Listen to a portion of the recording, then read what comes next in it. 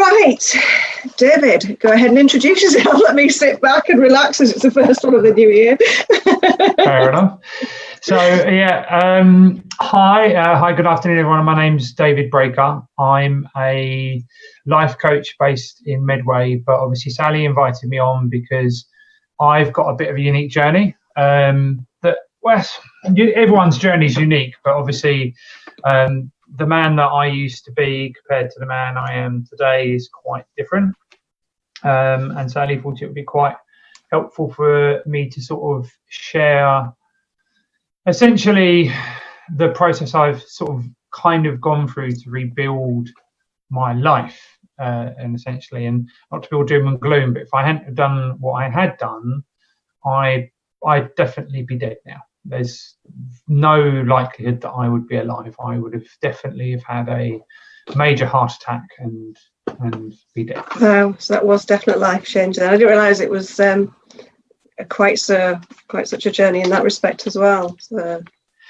Yeah, I mean, so to sort of give context of the man I used to be at the start and of where I sort of came to. So when I was much younger, my family, we never really came from money. My mum and dad worked quite hard, but obviously never really, they barely survived.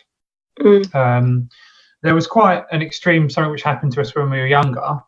When I was about 10, something happened to my family, which was quite extreme, and it caused a lot of problems for me and my family, emotionally, mentally, and it really sort of started the sort of spiral downwards for myself.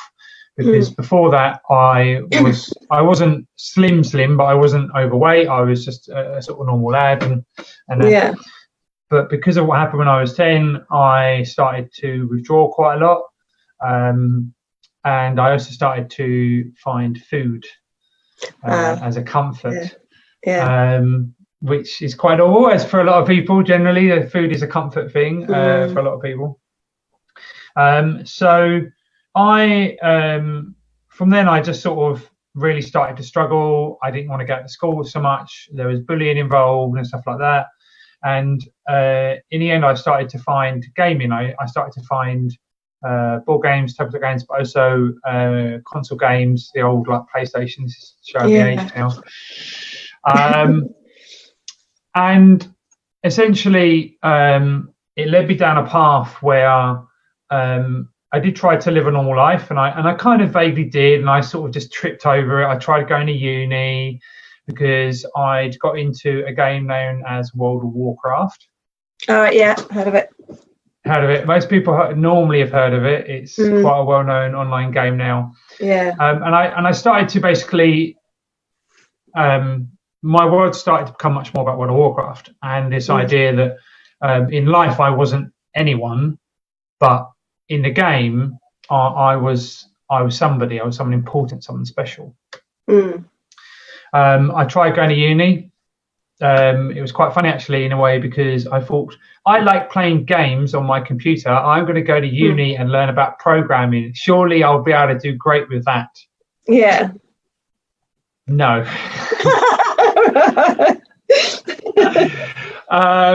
So I sort of stumbled through that quite badly, and it obviously went in for the wrong reasons, and it just wasn't really me. But it is what it is, and not only that, to be honest, I that time in my life I was struggling quite a bit because of my own issues, but not only that, with my mother, because my mother has quite severe, she's manic depressive, and during that period at uni, that was a period, I think in a space of 2 years she tried to commit suicide about 8 times. Oh, good grief. And it was quite a challenge for me emotionally and mentally, because I had at the time, like my dad was trying to work to bring the money in, and he was like, Dave, you can't go to uni today. Why is that? Well, because you need to stay at home with mum, because if you're not with mum, she might do something. And it's very, very hard. So I imagine it's emotionally draining as well, because you become the carer, don't you? And on, as I suppose your father was telling you, on suicide watch as well. Yeah, pretty much. And I mean, probably the worst part about it, the one which I find hard sometimes today to think about, and it's part of it, but the thing that I found hardest was the fact that I got to a point where I started to hate my mum, in a sense of, my mindset was, if you love me, mum, you will want to stay here, but you keep wanting to take your life. So do you not love me? And that was and it got to a point where I just started emotionally, was like, so I mean, you don't love me. And so am I not good enough to be loved? And that really started to affect my confidence in myself, that if my own mother didn't love me enough to stay. I know it wasn't, when you think about it, when you take a step back and actually analyze it, it's like, well, actually nothing to do with that, Dave. It's my mum struggling with her own stuff from her past, from when she was younger. It's not her fault. Do you know what I mean? But as a sort of 20-year-old, 18 to 20-year-old man, sort of trying to find himself in his life, it was quite for me. But no, I understand that. So that's what ended up happening. Essentially, was stumbled through that, did get some vague jobs, but really couldn't stick to it. So I ended up getting to a point where at about roughly 28, 27, I'd been unemployed for quite a few years, stuck on the benefits. I had no skills or qualifications at all. Was just spending roughly 14 hours a day playing World of Warcraft. Wow. Yeah, so pretty much sort of staying up till like 3, 4, 5 o'clock in the morning, getting up at midday. And it literally would be, I'd get up, go downstairs, get the food, take the food to the computer and eat while I'm on the computer playing my game. So I'm assuming that wasn't healthy eating either. No, absolutely not. Which was why eventually, obviously, at around that age, I got to a point where, I mean, I've been big since 10. I'd put on a lot of weight. But at that age, I was my biggest. I was 32 stone. Wow, blimey. Yeah. I can't imagine, look, knowing you and having met you, I can't imagine you at 32 stone. It's wow. Most people, it's quite funny when I show the photos now, because most people just go, that's not you, come on. It's like, no, it really is me, I promise you. But yeah, so I was pretty big. I was not the biggest. I know there are bigger people out there, and there are people that have had amazing journeys that have lost loads as well, which is always lovely to hear. But for me, it was quite a big deal, because at 32 stone, essentially, to be very blunt about it, I was nobody.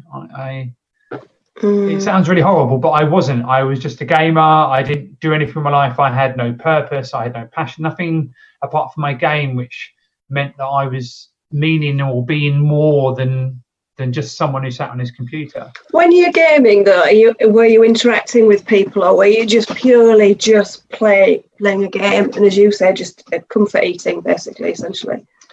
World of Warcraft is an online game, so it's a sort of social thing you do. I was part of a guild. I was running a guild. I was running raids. It's where you basically get a group of players to go beat a boss in a dungeon sort of thing, and so I was interacting, but you kind of interact.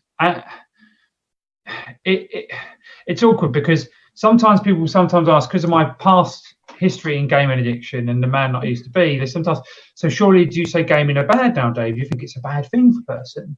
Well, no, I don't think it is a bad thing. It's like anything in life, with moderation, it's actually quite good for you, because there's lots of problem solving, there's communication, team leading sort of skills that you can learn, but it's all based on how you use it. And the point is, I really wasn't using it for anything other than a game, which the point is here is that if you learn a set type of skill for something, it's using it in your life. I wasn't using it in my life. I was literally just using it for this game. So for you, it was a crutch. You weren't using it for anything other than it was just a day-to-day occurrence for you. It just became life, I guess. Yeah, and it became an escape, because in real life, I wasn't anyone. I hate hearing you say that. I know, but you can imagine with us, it sort of sticks in your throat when somebody says that, and it's, no, you are somebody, you are worth something. Yeah, absolutely.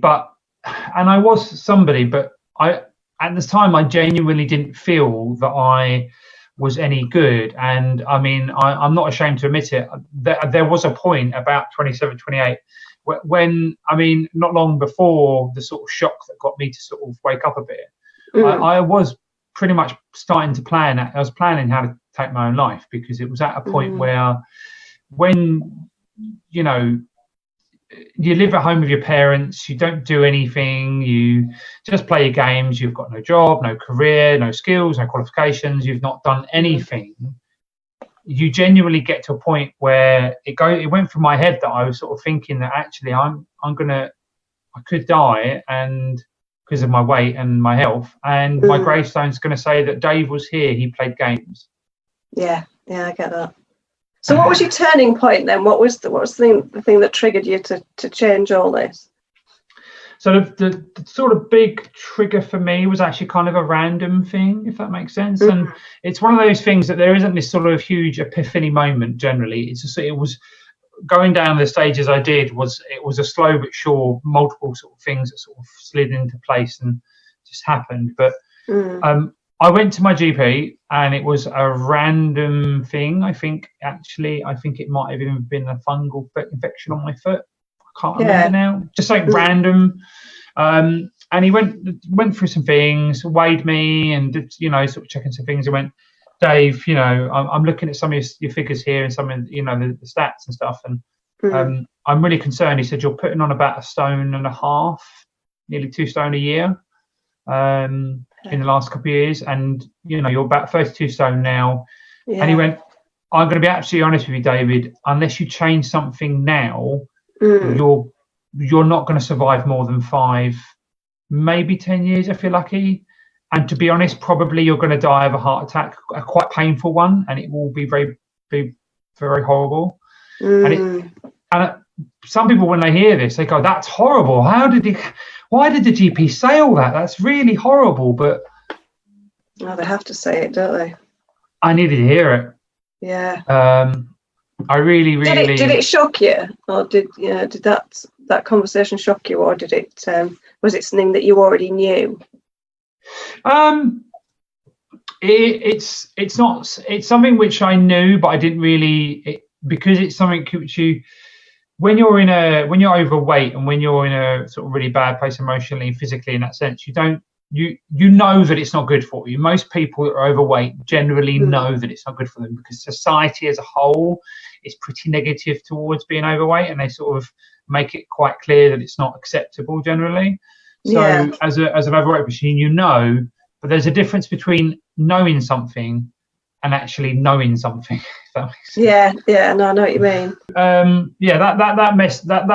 That conversation with the GP was a bit of a shock, and it was quite a sort of slap in the face, and it made me realise, sorry, I'm going to swear, but it was like, oh, fuck, you know, I've got to do something now. Yeah. Because it's like, you know, I am, you know, that gravestone came to my mind. I'm going to be dead. I'm going to die. I'm not going to be anyone. I'm not going to do anything. What am I going to do about this? And that's when I started to get, you know, he tried to refer me to there's a service in Medway called Tipping the Balance. All right, okay. Yeah, so Medway is quite good in the sense that we actually have a lot of public health services to help people. Yeah. Okay. And if your BMI is 35 or higher, which mine was like 60 odd. Then you can actually get access to Tipping the Balance, and what it is you get access to a one-to-one nurse who supports you to look at your eating habits. Now, at first, to give you an idea of the mindset, at first I turned it down and I said, no, I'm not good enough for it. I don't deserve it, which really tells you about the mindset. Yeah. So the doctor really struggled to convince me at first that actually maybe going down that route. So I tried medication first to help me lose weight. What sort of medication are we talking about? So it's a medication known as Orlistat. It is a horrible piece of medication. It is designed that it stops your body absorbing up to 40 to 45% of the fat you eat. So basically, as your body, you get withdrawal from that though, don't you? Does it feel like your metabolism suddenly goes really quickly, or no? Well, cause heart flutters. No, because the way the side effects of the medication is basically because your body can't absorb the fat, it has to come out of you. Ah, right, okay. I'm not asking you more on that one. No. That could be a TMI. No, but it's and because I was trying carefully there. because you have to be careful, but it's a really horrible medication, and it has worked for some people. But the problem with any medication, any pill, as we know, certainly for what we do, if someone comes to us and says, "Oh, I'm really down and depressed," my instant thought is, well, you need antidepressants. My thought is, well, what's wrong? What's going on? Why are you feeling that? Because it might be there's a really famous Canadian psychologist called Jordan Peterson. Yeah, I really love him. Really smart guy. But one of the things he was saying is, if you have someone that goes to a GP and says, "I'm really depressed. I've just lost my partner, my parents have died, I've lost my home, I've lost my job, I've split it, I've lost my kids, I've lost it all, my life's falling apart." He argues, and I agree with him, that an antidepressant isn't going to help that person. Generally. No, do you know what? I totally agree. I am absolutely against antidepressants. I think they have a place. You're going to get an opinion out of me now. I think they have a place at certain times, and I took them for 9 months. And I came off them. I went cold turkey with them because I suddenly decided I don't need these. And what I found was I felt like they'd served a purpose in respect that they'd calmed me down at a time when I probably needed calming down because life was absolutely all over the place. And I had time to take my own life. And this was over 2 years ago. And so they probably kept me on a level at that time. But 9 months later, when I came off them, when you suddenly start to experience emotions, you think there's something wrong with you. And this is the thing I found was suddenly I would feel happy or feel sad or feel grumpy. And I hadn't had any of that for 9 months. So it absolutely suppresses all emotion.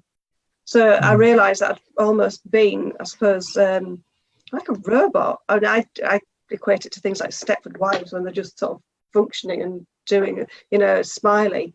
Almost robotic, and I realised how much an impact. I think they have a place, but I think they're doled out like Smarties. I've had one of my friend's daughters recently message me because she's being tested for things like ME at the moment, and the first thing they wanted to do was put her on antidepressants, and I said absolutely not. Fight. Yeah. So sorry, you got an opinion out of me there. No, but it's the same opinion. I feel so passionate about. Yeah, I absolutely agree. And the thing is, they do have a place. It's like if you have someone that comes to a GP and they say, look, my life is great as far as I know. Yeah. I've got a great job. I've got a loving family. I've got a secure home. Everything's great. But I feel like shit. I just can't manage. Then they might need for a short term the antidepressant to level them out. And it is just one of those issues that sadly GPs have 10 minutes if that, and they just give, because it's the easy solution. It doesn't solve people's problems, and I'm a firm believer, and I know I'm preaching to the choir when it comes to yourself, that when you're looking at people's lives, and when people are trying to say, like, I'm struggling with something, it's looking at the life and actually really looking at the mindset of, well, what makes you happy? What do you really want to do? Well, I'm in this job that I hate. Okay. Yeah. So why do you stay there? Well, just because it pays the bills. Okay. But it's like, and then when you start to look at people and ask, well, actually, so how about we find something you're passionate about, something you enjoy doing, get you on there. And they go, well, yeah, that's a lot of work. Okay. So you'd rather spend the rest of your working life in a place that you hate, feeling miserable, rather than put a bit of effort in and find something which actually means something to you, that you actually wake up and get excited to do. I agree with you. So that So back to the oralist, the medication that shall not be spoken about. That dirty word. Yeah, but no. So basically, after that, then I did start to try a bit healthier, go to the gym, and I didn't have so much success. So I went back to GP, and he said, "Look, go to Tipping a Balance, give it a go," and I did it. And I gave it a go, and I signed up and went along. And when I went, I was quite lucky. I had about a month waiting list. At the moment now, because of funding and because of the demand, you're looking anywhere from 6 to 12 months, which is quite scary, really. It is, yeah. But yeah, so Tipping a Balance has started to help me really think a bit about me, about what I want to do. They helped me start looking at my food, my eating. They signed me up for group therapy, which is quite nice, of people that were in a similar position. Yeah. And the group therapy thing actually was quite interesting because it started a journey for me, which sort of led me to where I am with my coaching now. Because I never used to think I was naturally quite chatty and quite good with people, but actually in the group therapy, a lot of them started to me and said, "Dave, actually, you're quite likable, you're quite friendly, or you give good advice, you're and stuff like that. Have you ever thought about counselling?" And I was like, no, I've never thought about anything like that at all. And I'm sure you get this, and I know that you'll get this. That there are times in our lives when things happen, when a single sentence and a single action you might not entirely realise it there and then, but when you look back, you can go, actually, that was probably quite because when they said that, something stayed in my mind, and the next week I sort of started to Google counselling courses and all that, and I noticed that Adult Education in Rochester and in Gillingham, they have like Kent Adult Education. They run the level 2 in listening skills. All right. And because I was on the benefits at the time, I could get it free. I could get it fully funded. It was a part-time, 3 hours a week in the evening sort of thing. And it was a year course. And I thought, all right, not sure. I'll give it a go. And do you know what? It was challenging because they teach you the basic listening skills. They teach you the sort of skills that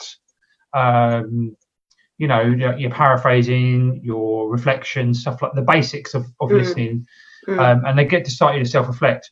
And I finished that, and I was quite happy. And that's when things started to move. And near the end of that was when I'd finally got.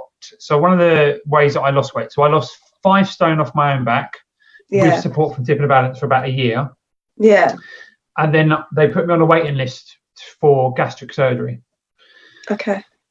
Now, to give you again the idea, I declined the gastric surgery at first. I said I don't want it. I said it's a wave of a magic wand fix. It's the easy solution. I don't deserve it. It's not, and all that sort of thing. Yeah. But she put me down and she said, actually, Dave, she said, you are worth it. And actually look at, she rightly said to me, she said, it's a tool. It's like any tool. Yeah. And I gave in the end and said, okay, I'll give it a go. So to go for the surgery, they need to see that you're actually doing, unless you pay privately, but if you're going under the NHS, which I went on NHS, if you're going to do it, they need to see that you're putting the effort in. Yeah, absolutely. Because otherwise it won't work, because it isn't a wave of a magic wand. No, because it's a pointless exercise, isn't it? If you're not, it's not going to stop you doing what you're doing. No, and if the mindset hasn't changed, and I'll give you a perfect example, because I did research before I went for surgery, and there was a lady, this is obviously about 6 years ago now, but she was in the media about it, that she had a gastric bypass, and she was complaining about how she didn't lose weight and it was terrible and all that.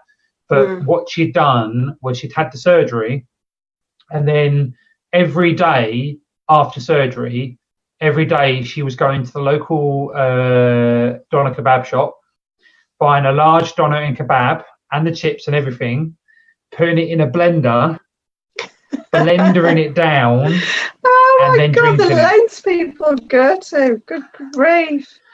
Yeah, and she just went, surgery's useless. It didn't have any sweat. Well, for starters, that sounds disgusting because of all the fat, but that really stayed with me, because that was like, well, no, actually, Dave, if I'm going to do this, don't half-ass it, really, because it will make the difference, and I know it will. So 2015, February 2015. So actually, I'm nearly now. So in about a month, I'll be 5 years post. Yeah. And can I ask you, does the band remain, or do you have it removed? So I didn't have the band. I had the gastric bypass. So there's 3 types. Right. So I know a lot about this stuff. There's 3 types of surgery. I'm intrigued. You have the band, you have the sleeve, you have the bypass. So the band is literally where they just put a plastic band around your stomach and they can put liquid into it to make it smaller, bigger. They don't really do the band anymore, or they do, but it's very rare because they've basically found it's not that successful because people cheat it. Then you've got the sleeve and the bypass, which are very similar, but the sleeve is basically where they chop out a part of your stomach and they create a new sleeve sort of thing, and it's not as extreme as a bypass. A gastric bypass is where what they do is they disconnect the top and bottom part of your stomach, they take your old stomach, cut it apart, and then reconnect it. So I've got like an artificial stomach in me, essentially, if that makes sense. Oh, wow. It is my own original stomach, part of it, but it's been recreated. But the thing is, obviously, I'm 5 years post-op, so when it was created, it was about the size of about a walnut, roughly. Wow. It's quite tiny. But it's obviously, now my stomach's gone back to it's grown, and it will go back to the normal size. But the idea is, now that I've fixed most of my habits around food, not all of them, because I'm human. I was saying this the other day, actually, because I run... for the council, I run the Tier 2 Healthy Way, which facilitates healthy eating groups. So it's educating people on healthy eating. And I think some people, when it comes to addiction, sometimes people have this mindset of, well, once I give up the cigarettes, I'm over my addiction, aren't I? Yeah, but you're not. No, you're not. Once you're an addict for life. Yeah. But it's like anything. So, you know, once you've, like an alcoholic, you still need to keep a close eye on it, because it's very easy if you're not, that you can go back on the wagon, and it's just trying to keep an eye on it. So I struggle sometimes when I'm exceptionally stressed and I have a hissy fit and a meltdown. I go back to old habits because it's part of who I am. Actually, it's nice to say you have a hissy fit and a meltdown, because I think people think when we're in coaching or counselling or whatever that we don't have these things, but we do. And that's really quite funny, actually, because so to sum up a sort of story, I went for the level 2 counselling, then I did the level 3 in counsellor skills, so I understood the theory and basics of stuff like humanistic theory, cognitive behavioural therapy, psychodynamic, which is a bit of an old theory now. I remember I eventually did my level 4 in life coaching diploma, which was a pretty big thing. It was quite a lot of work. But I remember so I used to work in Argos at Hempstead Valley. And it's quite funny because I remember going in one day with my work, and there was a girl there, a lovely girl. And when she knew that I was training down the counselling / life coaching route, she got really funny, like, "You're one of those mind readers, aren't you?" No, I can read body language, and I can hear linguistic things. I've got an understanding of NLP and all that. But I came in one day and she went, I was really fuming because something happened that really pissed me off, and I was really angry. She came in and went, "Dave, I can't believe you're angry and you're really fuming. I thought as a coach and all that, you'd be, you wouldn't have any of these issues." There is a human element to us too. But this is the thing, and this is what so I've had and have a life coach. I see a coach to coach me. Because you can't, I'm amazing at doing this stuff for other people, absolutely amazing coaching other people. Really struggle to do it for myself. And I think it's the same scenario as the builder, the plumber. Everybody good at what they do outside, but inside the house they're probably an absolute the plumbing doesn't work, so on and so forth. Yeah, well, same as you, complete advocate. And I think, in the position that we're in, we need it too, because like yesterday, I've started with a new client, and it's quite a sort of deep session you do for sort of 2 or 3 hours initially to get to the bottom of things, to start your program. And I can honestly say yesterday I was absolutely drained and just, had to do nothing last night. I just needed to relax and just, almost brain dump myself. So, absolutely. And that's why, I have a supervisor as well. And that's what she's there for, to help with. Yeah. So what was the biggest challenge then? The challenge around changing your mindset over food, or was it changing your mindset in general, sort of working on yourself? And, you said that you felt you weren't worth anything. Yeah. And I mean, the big change in mindset for me that was, I started to really,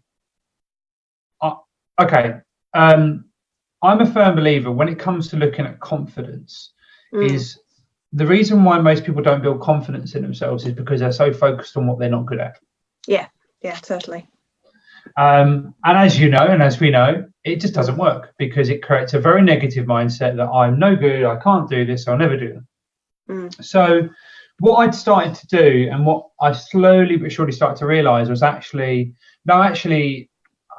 have value, I'm good at this, I have some strengths, I have some skills, and it's and even now it's taken, I've been a coach for a couple of years now, and with the other stuff I get involved with, because I'm a joint director in a company, my partner, and I work part time for a social enterprise that supports people with learning difficulties and stuff like that.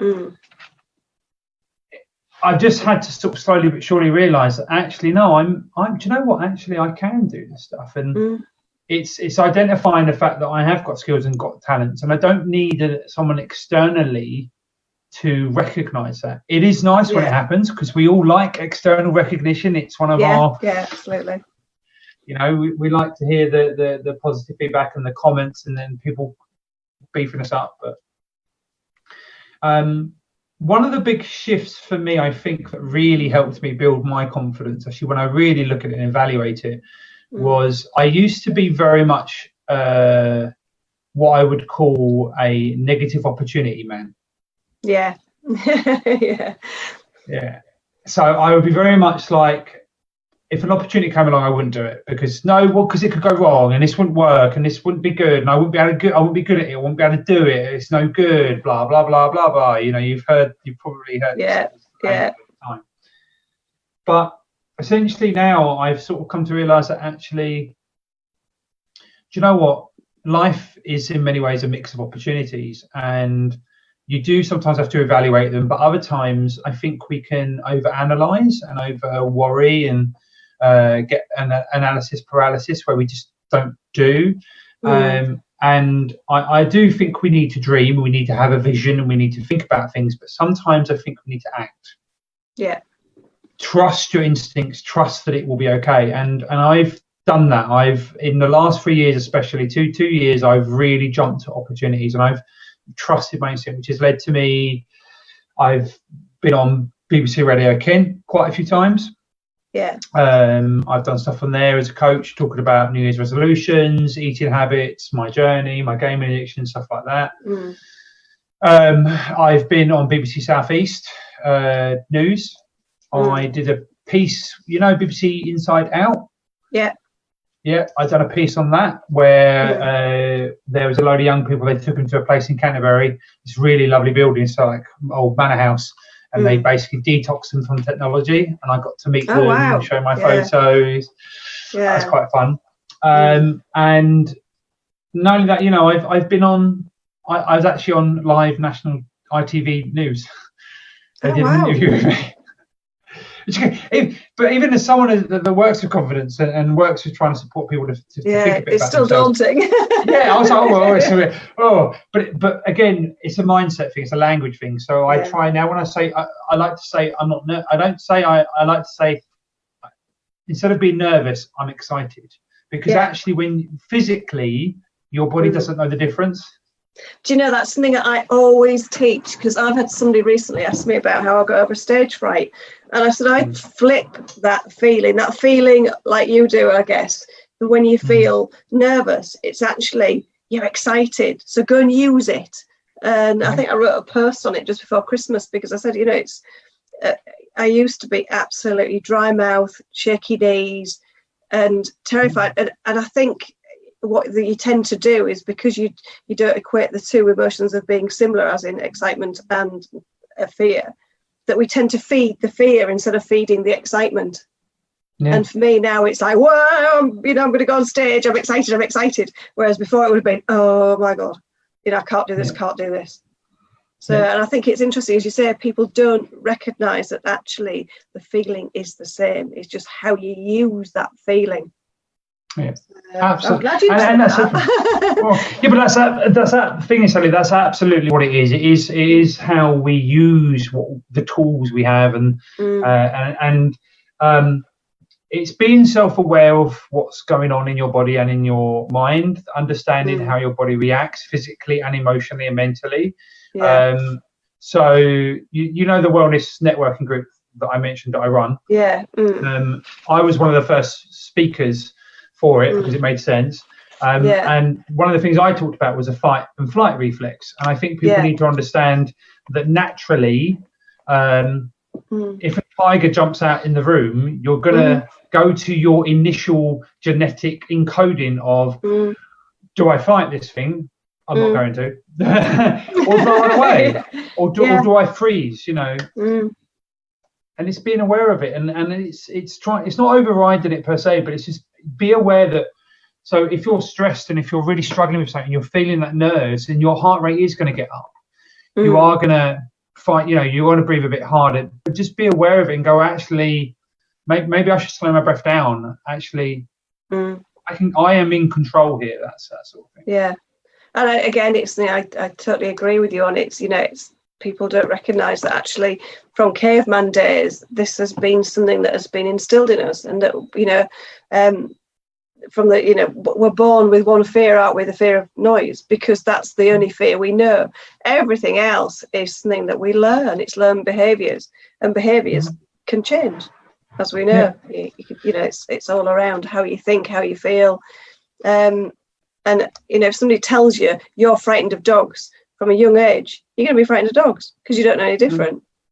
So absolutely. And I mean, I've thought a bit about this over the last year, because I've sort of thought about the idea about confidence and how we look at it. Actually, one of the things that I'm quite certain, up to about 5, children are confident, absolutely confident. Yeah, it's not the same as adult confidence, but it is a form of confidence. But what ends up happening is, so they're confident, but it's confidence based on ignorance, on a lack of knowing of repercussions. But when they start to get the repercussions, so say for example, they put their hand in a fire.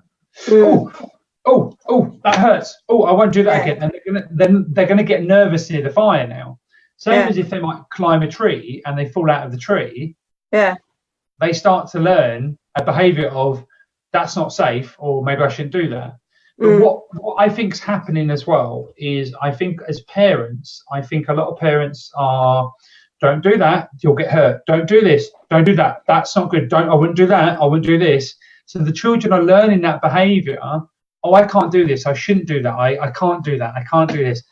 Yeah. And it damages that natural confidence inbuilt in them. Yeah. Have you read the book You're a Badass?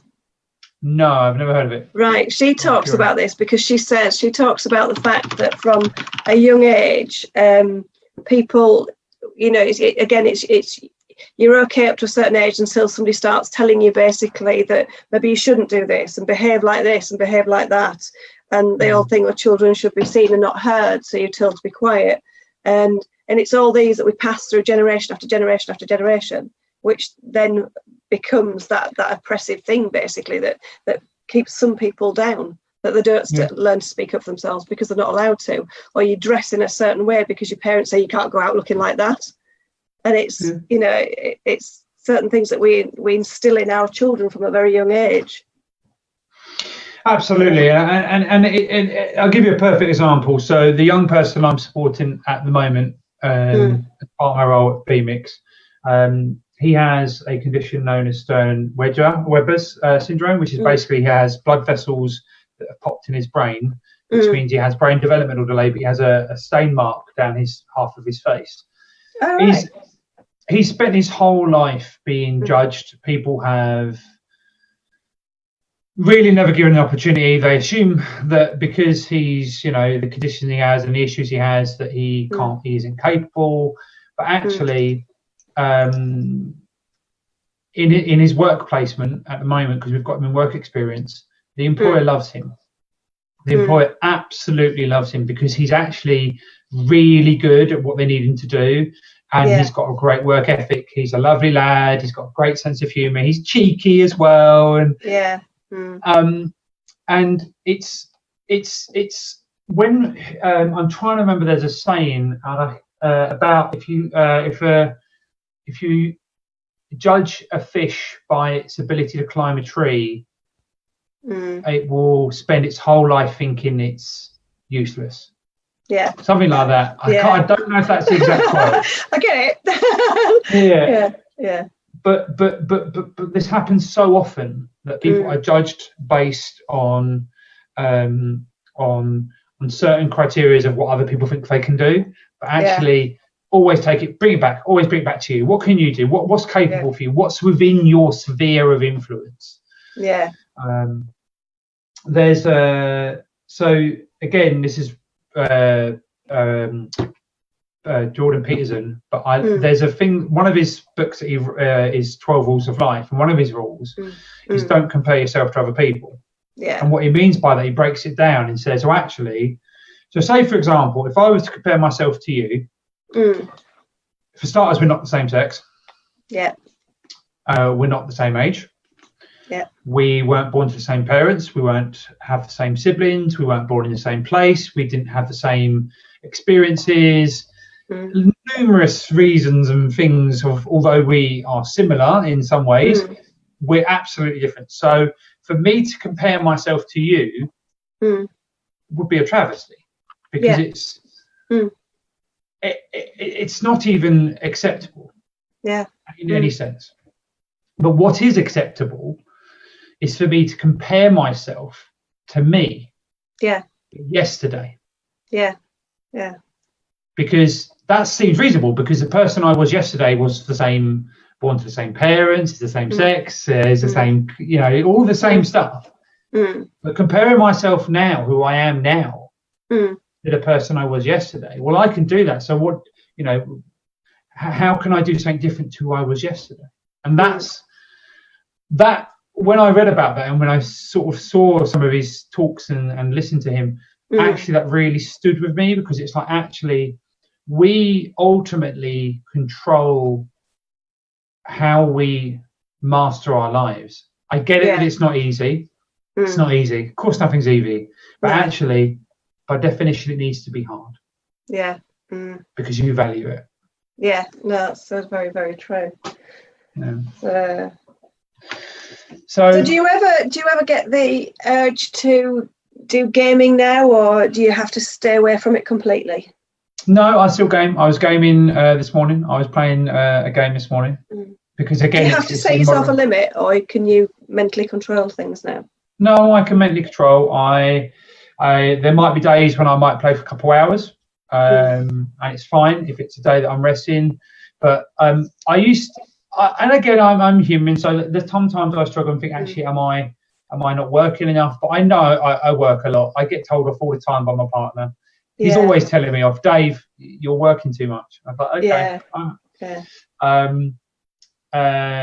It's like this week was quite busy because it was the first week back for everyone. But so it's one of those things that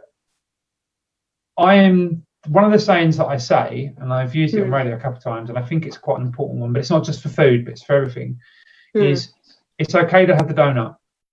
Yeah. Just don't eat the whole packet in one go. Yeah. That's like everything, isn't it? Yeah. I did that 5-day challenge this week, and one of the guys, when it was, I can't remember what it was, one of the tasks, he ended up having a whole packet of biscuits that day. Or that night, he'd gone in and eaten a whole packet of biscuits. Oh wow. Yeah. But I must admit, we all do it. We all do it. Absolutely. It is quite funny when I'm not allowed to eat biscuits because I'm in wheat intolerance. So I can't. But did you used to have them? Did you used to like them, and you've recently found out? Or... My intolerances have come about through stress. So, oh wow! And it's twice in life I've tried reintroducing, and as soon as I do, I just get a kickback. So lactose and wheat I have to avoid completely. So, but there's so many alternatives now. It doesn't really bother me. And again, and this is an important thing for anything when you think about it from a mindset. I imagine when you first had to start doing that, it was actually quite challenging. You probably found it quite hard, and you were quite grumpy about it. Maybe like, why can't I have this stuff? And, just an absolute bitch about it. Yeah, absolutely. But now, because you've got into the habit and because you've got used to it, it might every now and then get a bit, I kind of miss that. But you probably don't think about it so much now. No.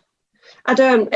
And I think because how life is going towards sort of the vegan side of things, that has made my life so much easier. Certainly from a lactose point of view.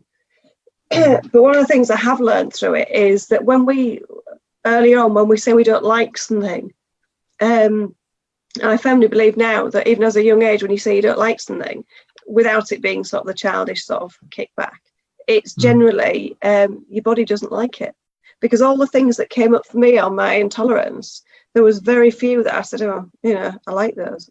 It was mainly things that I didn't like. Yeah. So I found that really interesting when I went through it. Yeah. My partner, he's allergic to apples and prawns, which is quite a rare allergy. But there's certain things that his body tells him that he knows that he just doesn't like, and I think actually a lot of people don't listen to their body as much as they could be doing. Not should, because I don't really like the word should. No, we don't do shoulding or wooding or coulding. We don't do shoulding. Shouldings are bad. Well, it's not, there are times, but it's generally quite a negative word. But there are times when people just don't listen to their body. They don't listen. It's like, give a perfect example. My partner has quite a story of himself, of what he's been through. And he is generally in a lot of pain, more than most people would generally feel about it, but he doesn't often take painkillers. And I think this is something to do with society as well, is that we have this mindset of pain, things that hurt, that we want to hide from them or ignore them. Actually, I think people are forgetting that they're generally actually quite useful. Yes, yeah. Because pain tells you something's wrong. It's wrong here. It's wrong here. Why is that? Oh, that's like my daughter this morning. 3:00 in the morning, rocks in and has paracetamol about an hour ago, and I said, "Do you really need those, or is your body telling you drank too much last night?" Yeah, absolutely. And to be honest, obviously, this is it sounds like I'm beating up medication and saying meds is bad, and it's not true. I mean, I have to take multivitamins now because of the surgery, because my body doesn't absorb food in the same way. Right. Yeah, so I do it anyway, but because I need to, because obviously if I don't get my minerals and vitamins, then that's not good for me. But no, so. The thing for me is when you look at the journey of where I've come from, it's not been like even a single or couple things that have stood out and made a difference to me. It's been multiple sort of layering of things that have grown me to be the man who I am today and to be more confident in myself. And I think the biggest key I would give anyone when it comes to looking at your confidence is really take a step back. Really think about who you are and think about what matters to you. Yeah, absolutely. And start to focus on what you're good at and what your strengths are. I'm sure it's been similar for you. I've had clients that have come through that when they've come through to me and I ask the golden question, so what are you good at? What do you enjoy doing? And they've genuinely gone, I don't know. Yeah, just go quiet. Don't know anything, because they just don't value what they do, or they do have the attributes they do have. Absolutely. And that's quite, it's worrying that that's becoming quite a common thing. One client I had once, he came to me for a business thing because he maintains websites, and he was finding that basically he'd get client emails and he wouldn't reply for 5 days because he would just procrastinate with it and not do it. I helped him work out why he's doing that, but then in like the 4th session, I sat down and we were talking about some stuff, and he was sort of sharing some things, and I went, can I ask, when you take away your business, who are you? And he went, I don't know. Gosh. And it really hit him, and he really just went, I really don't know who I am. God, and that was going to be the last session, bless him, but he actually went, I need more. Yeah, absolutely. But what was quite nice was... Is that your sales technique now then? No. It's really traumatized. No. But it was because when I was listening to what he was saying, he was all about his business, and he had a family, and he had kids, and but there was nothing. I couldn't hear what he was interested, what he's passionate about, what he really liked doing, and he started to really open up a bit about it, and that's when I started to want to find out a bit more. And what I was quite chuffed was he was quite particularly interested in mental health, and actually when I finished with him, he now helps run and gets involved with a male mental health charity. Oh, right, okay. Which is lovely because it means that he's got something outside of his work, and his business is very successful. He was exceptionally, quite successful man, but it was do you know what I mean? When I have someone come to me, I don't necessarily care about how their business is doing or how their work. It's important, it's part of who they are, but what I really care about is actually understanding the person and what makes them tick, what really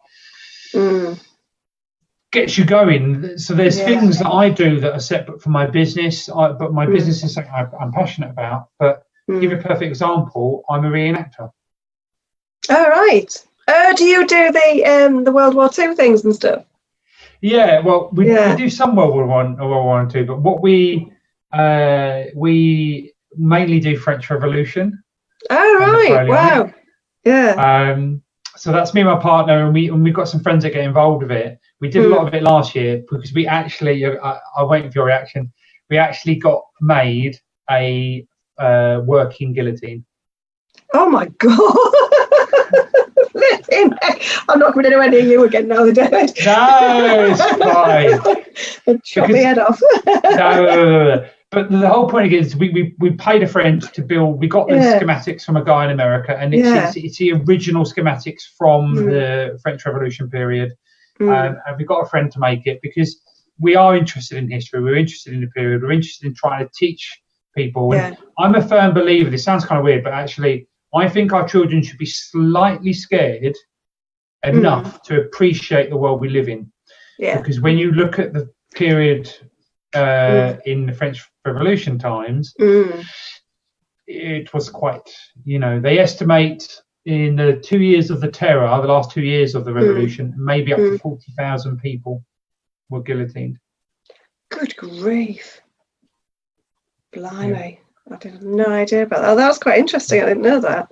Yeah, there's honestly the period, the history, it's very grim, it's very horrible. But actually, do you know what's quite funny? The kids love it. They love the sort of gore and what's quite funny is because we've got the part of is something called the mouton, which is where the blade attached comes down.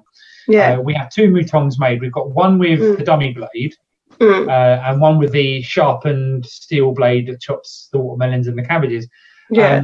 And what we do is we swap over to the dummy blade. All the safety locks, there's multiple safety locks, so people can get in it and take photos.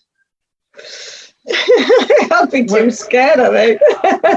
do you know what's really funny? Because we've done it at Broadstairs, because they do Broadstairs Dickens, and I don't know if you know much about Dickens, but you've got Tale of Two Cities, which is we actually, last year, and we're going to be again this year, it was really, really funny because we had the guillotine set up and families walking past, and they got the teenagers, and we're going, if you want a photo, just you can take a photo. And how many opportunities you're going to have to get a photo The guillotine, yeah. In the guillotine.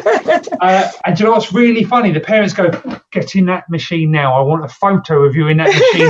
They get really angry. Yeah. Really, it's like, oh, cool, that teenager's pissed off the parent quite a bit. Cool. Yeah, don't drop that blade. Yeah, no. But give an idea, that's a passion for me. We do that because I enjoy talking about it. I enjoy talking and teaching people about the period and dressing up and having a laugh. That's my passion. It's separate from my business. It's separate. Yeah. And the whole point why I talked about that was the fact that we are more than just the money that we bring in. Absolutely. And I think, and the thing is, actually, again, that's all related. So I've spoken in front of crowds of 30, 40 people about the French Revolution, about the guillotine. Yeah. If 5 years ago, 6 years ago, I would have melted like butter. I wouldn't have been able to do it. Yeah. Yeah. But now it's that just belief in yourself and that enjoyment that you use, isn't it?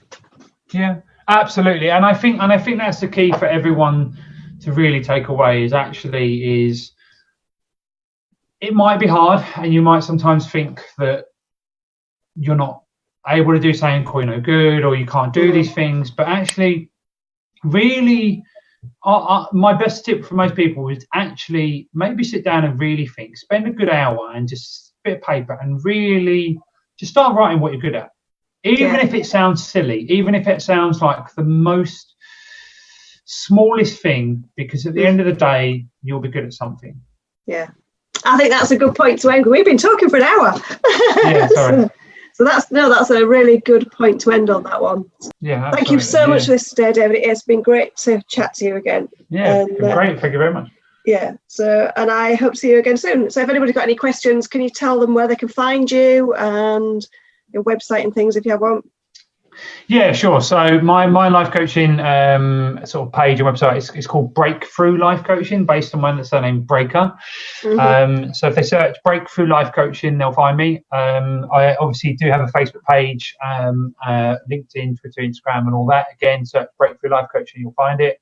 I do regularly post about the bits that I do because I think it's good that we sort of share our successes and what we're doing. I think as much as this is a business and we are trying to make a living, I actually genuinely care about helping people because totally. And I know this will connect with you actually. So when you get to a point where you change your life and you actually make that shift, you often do it with help. Generally, it's quite common. And if that help, so for me, I've had money, time and effort spent on me, so I feel beholden now in morally that I feel that I should give back something to other people. I totally agree with you. Yeah, I've had the same conversation this week, and I said everybody deserves to have support, and that is absolutely key. So thank you for that. Well, thank you so much, David. Really appreciate that. Oh, you're welcome, Sally. So I'll catch you around. Yeah. Yes, you definitely will. Yeah. Right. Cheers. Cheers, Sally.